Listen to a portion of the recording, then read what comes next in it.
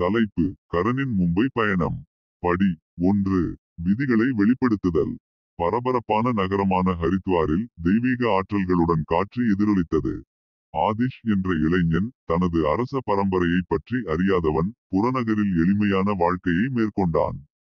இதற்கிடையில் அரண்மனையின் செழுமையான சுவர்களுக்குள் இளவரசி நீரா தனது கடமைகள் மற்றும் சொல்லப்பட்டம் இக்கு தெரியாத நெசவு தொழிலாளியான விதி அவர்களின் வாழ்க்கையை பின்னி பிணைக்க தொடங்கியது. வருடாந்தர விழாவில் ஒரு சந்தர்ப்ப சந்திப்பு ஆதிஷ் மற்றும் நீரா இடையே ஒரு தொடர்பை ஏற்படுத்தியது. அவர்கள் அறிந்திருக்கவில்லை, அவர்கள் அக்னி மற்றும் நீர் சக்கரங்களின் பண்டைய சக்திகளால் பிணைக்கப்பட்டனர். அவற்றின் கூறுகள் மோதிய போதும் அவற்றை நெருக்கமாக இழுத்தனர். விதியின் நாடா இன்னும் வெளிப்படுத்தப்படாத இரகசியங்களை சுட்டிக்காட்டியது. பிரபஞ்ச வடிவமைப்பை மறந்த ஆதிஷ் மற்றும் நீரா, தங்கள் இருப்பை நிர்வகிக்கும் கூறுகளை மீறிய ஒரு அன்பில் தங்கள் இதயங்களை சிக்க வைத்தனர். படி 2. சக்கரங்கள் விழித்தெழு. ஆதிஷ் மற்றும் நீராவின் அன்பின் தீக்குழம்புகள் தொடர்ந்து பிரகாசித்தது. அவர்களின் வளர்ந்து வரும் இணைப்பில் ஒரு சூடான ஒளியை வீசியது. அவர்களுக்கு தெரியாமல், அவர்களின் எதிரெதிர் சக்கரங்கள் அக்கினி மற்றும் அமைதியான நீர் ஆன்மீக மண்டலங்களில் எதிரொலிக்கும் தீவிரத்துடன் எதிரொலிக்க தொடங்கின. அவர்களின் காதல் ஆழமானதால் அவர்களின் தனிப்பட்ட விதிகளின் சிக்கல்களும் அதிகரித்தன. நீரா ஒரு மர்மமான அமைதியற்ற உணர்வால் பாதிக்கப்பட்டு, பழங்கால நூல்களில் ஆழ்ந்து, யதார்த்தத்தை பற்றிய தனது புரிதலை மறுவடிவமைக்க அச்சுறுத்தும் அடிப்படை உண்மையை கண்டுபிடித்தார். அதே நேரத்தில் ஆதிஷ் ஒரு விவரிக்க முடியாத சக்தியால் ஈர்க்கப்பட்டு, தனது சொந்த மறைக்கப்பட்ட பாரம்பரியத்தை வெளிக்கொணரும் பயணத்தை தொடங்கினார். சவால்கள் மற்றும் வெளிப்பாடுகளின் நாடாவை நெசவு செய்து விளையாடும் பிரபஞ்ச சக்திகள் தீவிரமடைந்தன. முரண்பட்ட கூறுகளுக்கு மத்தியில் ஆதிஷ் மற்றும் நீரா ஒரு குறுக்கு வழியில் தங்களை கண்டனர். அவர்களின் விதிகள் மறுக்க முடியாத சக்தியுடன் ஒன்றிணைந்தன, இது அவர்களின் சக்கரங்களின் பண்டைய மந்திரத்தில் வேரூன்றிய ஆழமான தொடர்பை கிசுகிசுத்தது. படி 3. வெளிப்பாடுகள் மற்றும் ஏமாற்றுதல்கள். ஆதிஷ் மற்றும் நீராவின் பயணம் வெளிப்பாடு மற்றும் வஞ்சகத்தின் பகுதிகளை ஆழமாக ஆராய்ந்தது. ஆதிஷ் ஒரு மூதாதையரின் அழைப்பால் வழிநடத்தப்பட்டு, தனது அடையாளத்தின் இழைகளை அவிழ்த்து, அவரது நரம்புகளில் வழிந்தோடிய அரச இரத்தத்தை கண்டுபிடித்தார். அவரது இளவரசர் பரம்பரையின் உணர்தல் நீராவுடன் அவர் பகிர்ந்து கொண்ட அன்பில் ஒரு புதிய ஒளியை வீசியது.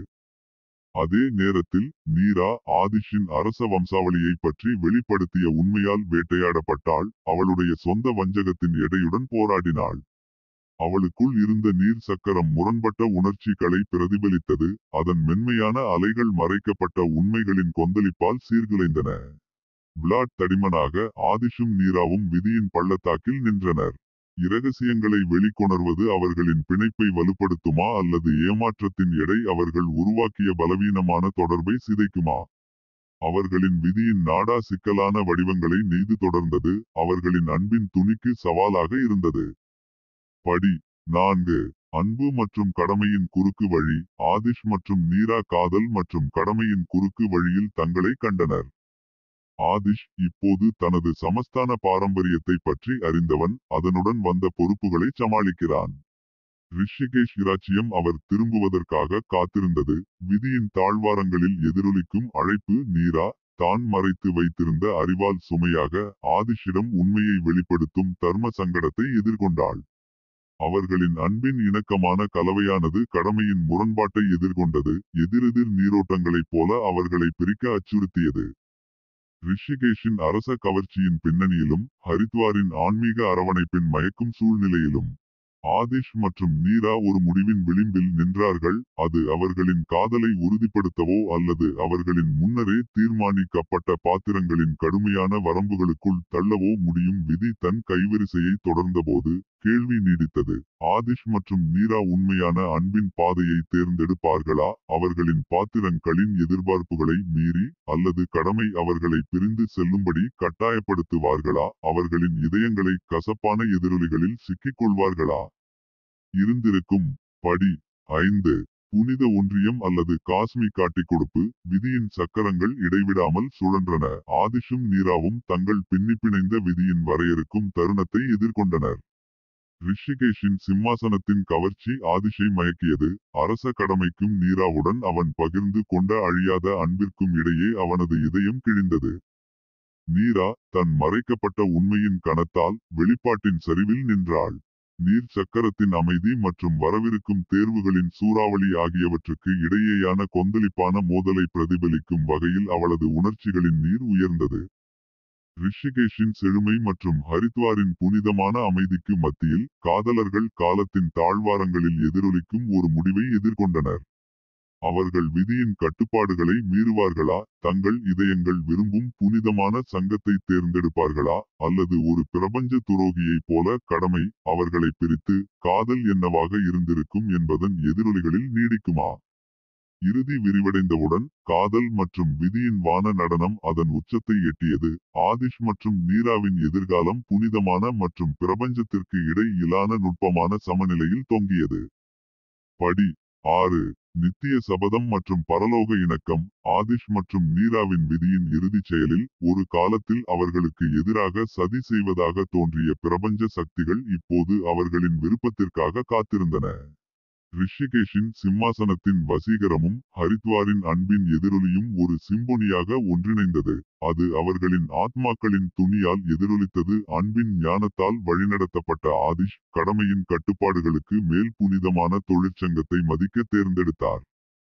ரிஷிகேஷ் இரு இதயங்களின் ஒற்றுமையை தழுவினார், மேலும் நீராவின் வெளிப்பாடு ஒரு ஆழமான இணைப்புக்கான ஊக்கியாக மாறியது.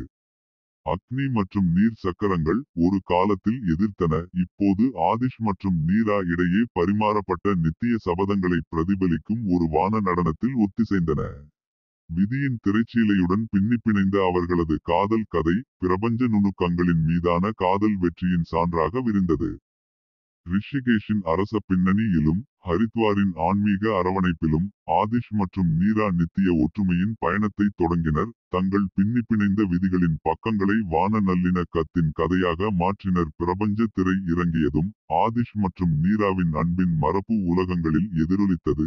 விதியின் இழைகள் ஒருமுறை சிக்குண்டால் காலத்தின் பரந்த கேன்வாசுக்கு எதிராக நித்திய அன்பின் நாடாவை எப்படி நெய்ய முடியும் என்பதற்கான நீடித்த கதை.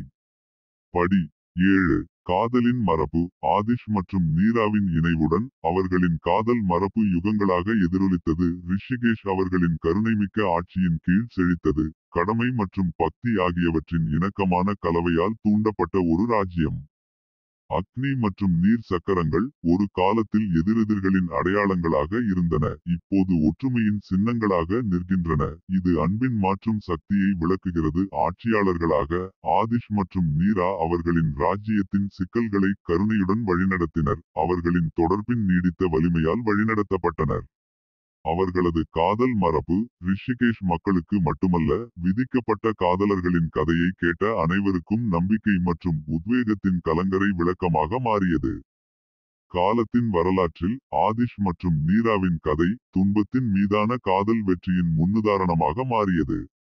ஒரு காலத்தில் தங்கள் உறுதியை சோதித்த பிரபஞ்ச சக்திகள் இப்போது ஹரித்வாரின் ஆன்மீகம் மற்றும் ரிஷிகேஷின் ராஜாங்க பிரமாண்டத்தின் பின்னணியில் உருவான நித்திய பந்தத்தை கொண்டாடுகின்றன. இறுதி முடிவடைந்தவுடன் ஆதிஷ் மற்றும் நீராவின் அன்பின் மரபு பிரபஞ்ச நுணுக்கங்களை எதிர்கொண்டாலும் காதல் ஒருமைப்பாட்டின் ஒரு கதையை நெய்து விதியின் எல்லைகளை தாண்டி ஒரு கதையை பொறிக்க முடியும் என்ற நம்பிக்கையின் சான்றாக நீடித்தது. வரவிருக்கும் தலைமுறைகளின் இதயங்கள். படி 8. Epilogue beyond time and space. அவர்களின் வாழ்க்கையின் அமைதியான அந்தி நேரத்தில் ஆதிஷும் நீராவும் கைகோர்த்து நின்றனர். அவர்களின் அன்பின் எதிரொலிகள் நேரம் மற்றும் இடத்தின் எல்லைகளுக்கு அப்பால் எதிரொலித்தன. ரிஷிகேஷ் அவர்களின் கருணைமிக்க ஆட்சியின் கீழ் ஒற்றுமை மற்றும் அன்பின் நீடித்த சக்திக்கு சான்றாக செழித்தது. ஆட்சியாளர்களாக அவர்கள் அக்னி மற்றும் நீர் சக்கரங்கள் சரியான இணக்கத்துடன் இணைந்திருந்த ஒரு ராஜ்யத்தை வளர்த்தெடுத்தனர். இது அவர்களின் உன்னதமான காதல் கதையின் வாழ்க்கை மரபு. மக்கள் அவர்களை மன்னர்களாக மட்டுமல்ல, விதியின் தடைகளை மீறிய ஒரு வான பந்தத்தின் உயிருள்ள உருவங்களாகவும் கருதினர். ஆதிஷும் நீராவும் சூரிய அஸ்தமனத்தை பார்த்தபோது அவர்களின் கண்கள் வாழ்நாள் முழுவதும் மகிழ்ச்சியையும் சோதனைகளையும் பகிர்ந்து கொண்டன. அவர்களின் காதல் ஒரு வான சக்தியாக மாறியது, ஒரு காலத்தில் அவர்களுக்கு சவாலாக இருந்த அண்ட ஆற்றல்களுடன் பின்னி பிணைந்தது.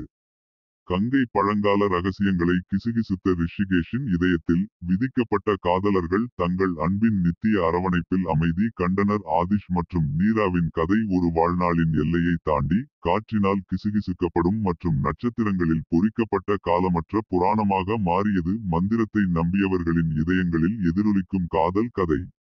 விதியின் மிகவும் துணி. படி 9. தி செலஸ்டியல் ரீயூனியன். புனிதமான கங்கை போல் வருடங்கள் ஓடிக்கொண்டிருந்தபோது ஆதிஷும் நீராவும் தங்களின் மரண வாழ்வின் அந்தியை நெருங்கினர். அவர்களின் பூமிக்குரிய பயணத்தின் இறுதி அத்தியாயத்தில் ஒரு வான நிகழ்வு வெளிப்பட்டது. இது பௌதிக மண்டலத்தின் எல்லைகளை தாண்டிய ஒரு மறு இணைவு. கங்கை கரையில் சந்திரனின் கருணை பார்வையின் கீழ் ஆதிஷ் மற்றும் நீரா அக்னி மற்றும் நீர் சக்கரங்களின் இணைவை கண்டனர். காஸ்மிக் ஆற்றல்கள் ஒரு காலத்தில் அவற்றின் மரண வடிவங்களில் வெளிப்பட்டன, இப்போது வான ஒற்றுமையில் நடனமாடுகின்றன. புனிதமான சூழலில் ஒரு ஒளிரும் ஒளியை வீசுகின்றன. கம்பீரமான அழகின் ஒரு தருணத்தில் ஆதிஷ் மற்றும் நீரா அவர்களின் கைகள் பின்னி பிணைந்து மரணக் கட்டுப்பாடு களின் மீறலை தழுவியது. அவர்களின் உடல் வடிவங்கள் மங்கிப்போனதால் அவர்களின் ஆன்மாக்கள் பிரபஞ்ச நீரோட்டங்களுடன் ஒன்றிணைந்து பிரபஞ்சத்தின் துணிக்குள் நெய்யப்பட்ட நித்திய சாரங்களாக மாறியது. ரிஷிகேஷ் அவர்களின் அன்பின் பரம்பரையால் என்றென்றும் ஆசீர்வதிக்கப்பட்டவர். பரலோக மறு இணைவுக்கு சாட்சியாக இருந்தார். இது நேரம் மற்றும் இதத்திற்கு அப்பாற்பட்ட ஒரு சங்கமாகும். அங்கு ஆதிஷ் மற்றும் நீரா வானத்தின் பாதுகாவலர்களாக ஆனார்கள். ராஜ்யத்தையும் தங்கள் விதிகளை எதிரொலிக்கும் காதலர்களையும் கவனித்துக் கொண்டனர். ஆதிஷ் மற்றும் நீராவின் கதை அதன் உச்சத்தை அடைந்தது. யுகங்கள் முழுவதும் எதிரொலிக்கும் ஒரு வான கிரெசெண்டோ. பிரபஞ்சத்தின் வான திரையில் அழியாத ஒரு காதல் கதை. உண்மையான காதல் ஒருமுறை எரிந்து மரணத்தின் எல்லைகளை தாண்டி மாறுகிறது என்பதை நினைவூட்டுகிறது. இருப்பின் அண்ட நடனத்தில் ஒரு நித்திய சுடர். படி 10. தி செலஸ்டல் எபிலோக். ஆதிஷ் மற்றும் நீராவின் பூமி பயணத்தில் திரை விழுந்தபோது கங்கையின் மென்மையான கிசுகிசுக்களிலும் பழங்கால மரங்களின் சலசலக்கும் இலைகளிலும் அவர்களின் மரபு எதிரொலித்தது. ரிஷிகேஷ் அன்பின் நீடித்த சக்திக்கு ஒரு சான்றாக நின்றார். அங்கு அக்னி மற்றும் நீர் சக்கரங்கள் வான பாதுகாவலர்களின் கண்காணிப்பு பார்வையில் தொடர்ந்து ஒத்திசைந்தன. ஆதிஷ் மற்றும் நீராவின் அழியாத கதையால் ஈர்க்கப்பட்ட ரிஷிகேஷ் மக்கள் தங்கள் அன்பின் சாரத்தை எதிர்காலத்தில் கொண்டு சென்றனர். ஆட்சியாளர்களால் ஆளப்படும் ஒரு சாம்ராஜ்யமாக மட்டுமல்லாமல் ஒற்றுமை, இரக்கம் மற்றும் ஒரு பரலோக காதல் எதிரொலிகளால் வரையப்பட்ட உயிருள்ள கேன்வாஸாக ராஜ்யம் செழித்தது. ஆதிஷ் மற்றும் நீராவின் விதியின் கதை அதன் முடிவை எட்டியதும் ஒரு வான வாக்குறுதி காற்றில் நீடித்தது. இன்னும் சொல்லப்படாத கதைகளின் பிரபஞ்ச திரையில் காத்திருக்கும் கதைகளை தழுவுவதற்கான அழைப்பு. இந்த பிரபஞ்சம் புதிய சாகசங்களை பற்றி கிசுகிசுத்தது. அடுத்த கதை வெளிவரும் என்று உறுதியளித்தது. காதல், விதி மற்றும் ஆன்மாக்களை காலம் மற்றும் இடம் முழுவதும் பிணைக்கும் நித்திய மந்திரம். படி 10. இறுதிப் போட்டி. எல்லைகளுக்கு அப்பாற்பட்ட நல்லிணக்கம். இந்த உச்சக்கட்ட கரனின் மும்பை பயணம் அதன் உச்சத்தை அடைகிறது.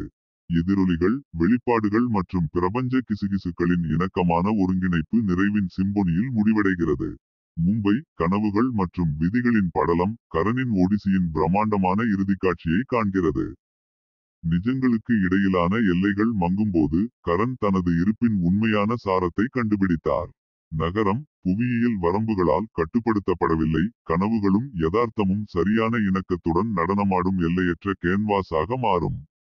இந்த நல்ல முடிவில் கரண் தனது மும்பை பயணத்தின் உச்சக்கட்டத்தை ஆழ்ந்த நோக்கம் மற்றும் உள் அமைதியுடன் ஏற்றுக்கொள்கிறார். அவர் அறியாத மலைப்பாதையில் நிற்கும்போது அவரது கதையின் எதிரொலிகள் நகரத்தில் மட்டும் எதிரொலிக்கவில்லை, ஆனால் எல்லைகளுக்கு அப்பால் எதிரொலிக்கிறது. இருப்பின் எல்லையற்ற திரைச்சீலையில் ஒரு அழியாத அடையாளத்தை விட்டுச் செல்கிறது. மும்பை மற்றும் அதற்கு அப்பால் உள்ள இந்த அசாதாரண பயணத்தில் கரனுடன் இணைந்ததற்கு நன்றி.